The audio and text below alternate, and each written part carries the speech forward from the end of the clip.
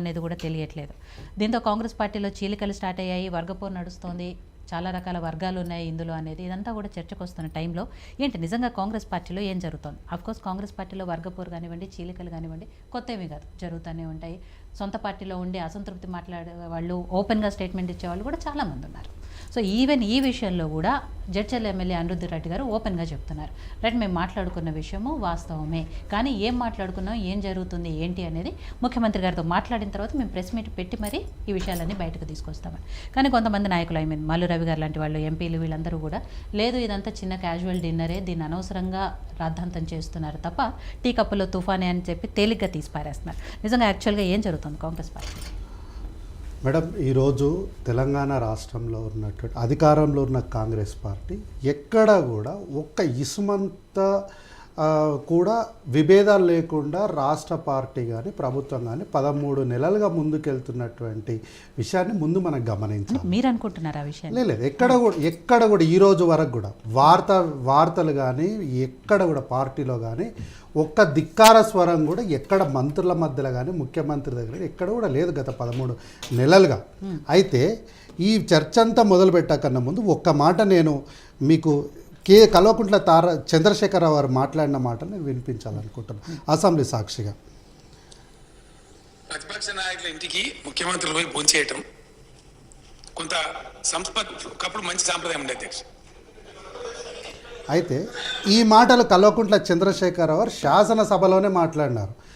సమాజంలో రాజకీయాల్లో ఎన్నికలప్పుడు మాత్రమే నాయకులు, 2 పార్టీల నాయకులు విభేదించుకొని వారు ఆరోపణలు ప్రత్యారోపణలు చేసుకుంటున్న నేపథ్యంలో ఎన్నికలు అయిన తర్వాత రాష్ట్రం ప్రజల సంక్షేమం కోసము అధికార పార్టీకి ముఖ్యమంత్రి, ప్రధాన ప్రతిపక్ష నాయకుల మధ్యలో ఒకరింట్లోకి ఒకరు వెళ్ళే వాళ్ళు, ఒకరితో ఒకరు చాలా మంచి వాతావరణంలో హెల్దీ అట్మాస్ఫియర్లో మాట్లాడుకునే సాంప్రదాయం ఉండేది అని వారే చెప్పారు.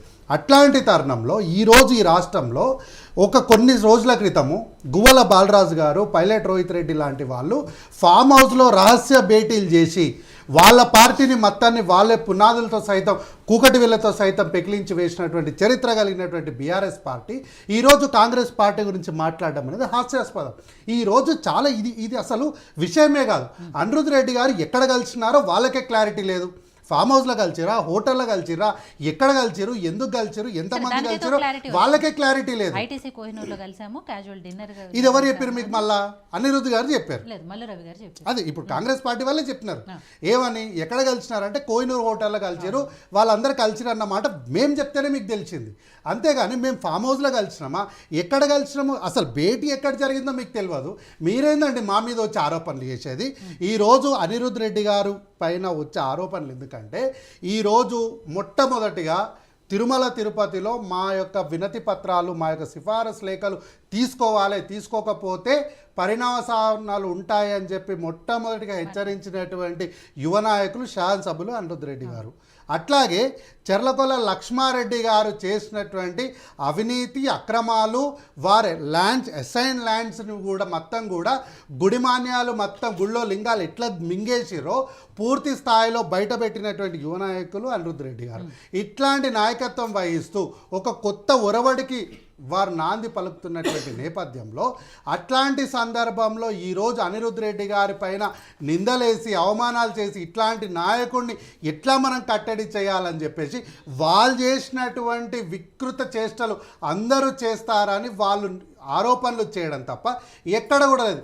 ఈరోజు పాపం పెద్ద ఆయన ఎంపీ గారి పైన అనవసరమైనటువంటి ఆరోపణలు చేసిర్రు. తీరా చూస్తే ఏముంది అంటే ఏమీ లేదు. ఎందుకు మేడం, ఒక మంత్రి పైన మాకెందుకు అసహనం ఉంటుంది? సాక్షాత్తు పాలమూరుకు సంబంధించినటువంటి శాసనసభ్యులుగా ముఖ్యమంత్రి గారే మా దగ్గర ఉన్నప్పుడు ఇంకో మంత్రి గారి దగ్గర మేము అసహనానికి గురవ్వాల్సిన అవసరం ఏముంది? ఒక రకంగా అనిరుద్ధ్ రెడ్డి గారికి గాడ్ ఫాదర్ కోమటిరెడ్డి వెంకటరెడ్డి గారే. అట్లాగే మా ప్రాంతానికి, మా పాలమూరు ప్రాంతానికి సంబంధించినటువంటి రేవంత్ రెడ్డి గారే ముఖ్యమంత్రి ఉన్నప్పుడు ఈజ్ అ సుప్రీం ఆయన చెప్పిన తర్వాత నో అనడానికి ఇంకా ఆప్షనే లేదు కదా. అట్లాంటిది ఏదైనా సరే నేరుగా ముఖ్యమంత్రి గారి దగ్గరికి వెళ్ళి మాట్లాడగలిగినటువంటి అవకాశం ఉన్నటువంటి అనిరుద్ధ్ రెడ్డి గారికి ఒక మంత్రి పైన అసహనం ఎందుకు ఉంటుంది? కేవలం ఈ భేటీ రెవెన్యూ శాఖలో అవకతవకలు జరుగుతున్నాయి, వీటన్నిటిని కూడా ముఖ్యమంత్రి గారి దృష్టికి తీసుకొస్తాను అని కూడా ఆయన ఓపెన్ గా చెప్పారు. తప్పేముంది? అవును, గత ప్రభుత్వంలో జరిగినటువంటి అంశాలపైన తన నియోజకవర్గంలో మాజీ శాసనసభ్యులు అనేకమైనటువంటి అసైన్ ల్యాండ్స్ని ఎస్సీలకు బీసీలకు సంబంధించినటువంటి అనేకమైనటువంటి ఆస్తులను పొలాలను వారి పేరు పైన రాయించుకొని అక్రమంగా వారు అనుభవిస్తున్నారు. గుడి మాన్యాలను వాళ్ళు మింగేసినారు, గుడి భూములను వాళ్ళు మింగేసినారు, గుళ్ళో లింగాలను మింగేసినారు అని చెప్తూ ఇట్లాంటి అవినీతి అక్రమాలు జరిగిన ఈ అన్నిటిని కూడా ప్రక్షాళన చేయాల్సిన అవసరం బాధ్యత మన పైన ఉంది. ప్రజలు మన పైన ఎంతో నమ్మకంతో ఈరోజు మనకు అవకాశం ఇచ్చారు కాబట్టి ఈ అవినీతి అన్నిటిపైన కూడా చర్యలు తీసుకోవాలని చెప్పకూడదా? ఈరోజు రాష్ట్రంలో ఎట్లాంటి పరిస్థితులకు ఈ బీఆర్ఎస్ పార్టీ వాళ్ళు తీసుకొస్తున్నారంటే ఈ సోషల్ మీడియా ఒకానొక టైంలో అధికార ప్రతిపక్ష నాయకులు సైతం చాలా హెల్తీ అట్మాస్ఫియర్లో కలిసి మాట్లాడి పెళ్ళిళ్ళకు పేరంటాలకు కలిసి ఒకరినొకరు కుండ మార్పిడిలు చేసుకున్నటువంటి సంబంధాలు పెళ్ళిళ్ళు చేసుకున్నటువంటి స్థాయి దగ్గర నుంచి సొంత పార్టీ ఎమ్మెల్యేలు కూడా ఒకరినొకరు కలవకూడదు అంటే రాజకీయాల్లో ఒక రాజకీయ నాయకుడికి ఇంకో రాజకీయ నాయకుడి మధ్య కూడా వైరుధ్యాన్ని సృష్టించాలన్నటువంటి కుట్ర కుతంత్రాలు కాకపోతే ఈరోజు బీఆర్ఎస్ పార్టీ చేయదలుచుకున్నది ఏంటిది? ఈరోజు గతంలో మనం చూసినాం మేడం, గువ్వల బాలరాజు గారు, పైలట్ రోహిత్ రెడ్డి గారు అండ్ టీం కొంతమంది వాళ్ళందరూ కలిసి కల్వకుంట్ల చంద్రశేఖరరావు గారి పైన, కేటీఆర్ గారి పైన వాళ్ళు చేసినటువంటి కుట్రలో భాగంగా బీజేపీ పార్టీతో కలిసి వాళ్ళు చేసినటువంటి కుట్రలన్నిటిని కూడా వీళ్ళు నలుగురు కలవంగానే ఇందుకోసమే కలిసినారంటే మేము చేసింది అందరూ చేస్తారని అనుకోవడం వాళ్ళ కుసంస్కారం. అప్పుడు ఆ మీటింగ్ జరిగినప్పుడు కాంగ్రెస్ పార్టీ వాళ్ళు కూడా ఇదే మాట్లాడేది కదా, మరి అట్లంటే మేడం ఆ రోజు జరిగిన మాట వాస్తవం. ఎందుకంటే వాళ్ళు దొంగతనంగా కలిసారు, వాళ్ళు కలవడానికి ఉద్దేశాలు వేరు.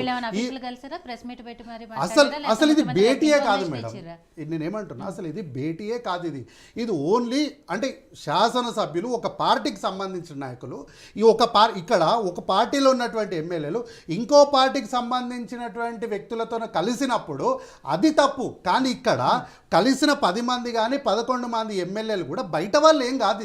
ఇది ఒక పార్టీలో ఉన్నటువంటి వాళ్ళు ఈరోజు బీసీలకు సంబంధించి రేపొద్దున శాసనసభ ఉంది, సభలో మనం ఎట్లాగూ వీళ్ళందరికీ ఎట్లా సమాధానం చెప్పాలి, బీసీలకు మనం ఎట్లా న్యాయం చేస్తున్నాం అనేది శాసనసభలో మనం ఎట్లా ఆన్సర్ చెప్పాలని ఎందుకు ఒక 10 మంది ఫ్రెండ్స్ అందరు కలిసి కూర్చొని మాట్లాడుకోద్దాం మేడం?